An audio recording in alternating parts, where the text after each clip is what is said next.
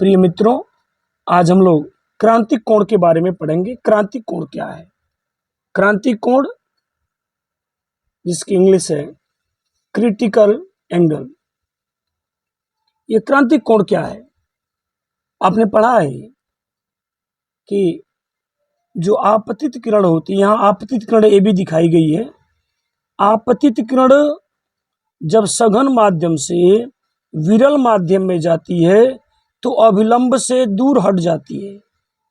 ये प्रकाश किरण आ रही है, अगर यह ए भी आपतित किरण है, अगर वो सीधी आती तो मार्ग इधर आता उसका, लेकिन ये प्रकाश किरण सीधी ना आके अपने मार्ग से विचलित हो गई और अभिलंब जो आपको दिख रहा है यह एन और एन डैश यहाँ अभिलंब दिखाया गया है, तो अभिलंब से दूर हट जाती है।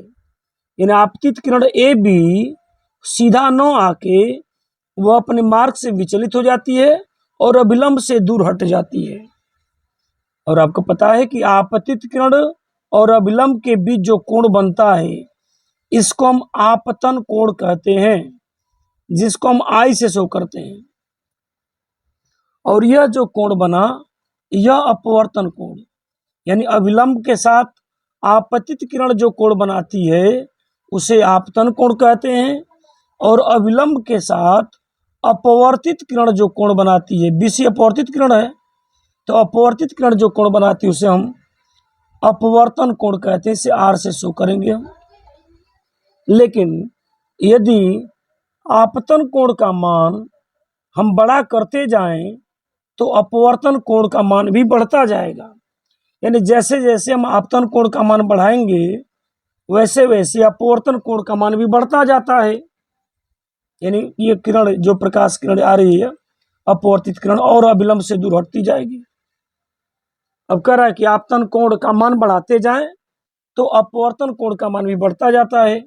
एक स्थिति ऐसी आती है कि आपतन कोण का मान बढ़ाने पर जो अपवर्तित किरण है वह पृथक्कारी तल से ही होकर जाने लगती है। कहां से जाने लगती है? पृथक्कारी तल से। इस दशा में जो अपवर्तन कोण होता है वह 90 अंश का हो जाता है। कितने का? 90 अंश का अपवर्तन कोण हो जाता है। यानी आपतन कोण का मान बढ़ाते जाएं तो अपवर्तन कोण का मान भी बढ़ता जाता है, और आपतन कोण की एक ऐसा मान आपको मिलेगा जिसके लिए अपवर्तित किरण पृथक्कारी तल से होकर जाने लगती है, अर्थात अपवर्तन कोण का मान 90 अंश हो जाता है। तो आपतन कोण का जो मान आप बड़ा वाला ले रहे हो, जिसके लिए आपतन कोण का मान बड़ा वाला ले रहे हैं, जिसके लिए अपवर्तन कोण 90 अंश हो गया, आपतन कोण के इस मान को ही हम क्रांतिक कोण कहेंगे। यानी हम ये कह सकते हैं कि जो आपतन कोण आई है वह क्रांतिक कोण सी है। कब?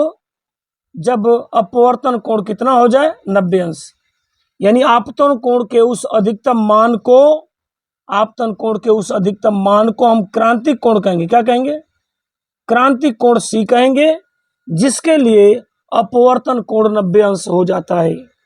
तो परिभाषा भी यही दे दी गई कि सघन माध्यम में बना वह आपतन कोण जिसके लिए विरल माध्यम में अपवर्तन कोण कितने का हो जाए? 90 अंश हो जाता है, क्रांतिक कोण कहलाता है।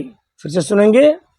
सघन माध्यम में बना, सघन माध्यम है, सघन माध्यम में बना वह आपतन कोण जिसके लिए विरल माध्यम में अपवर्तन कोण 90 अंश हो जाता है, आपतन कोण के उस मान को ही क्रांतिक कोण कहा जाता है।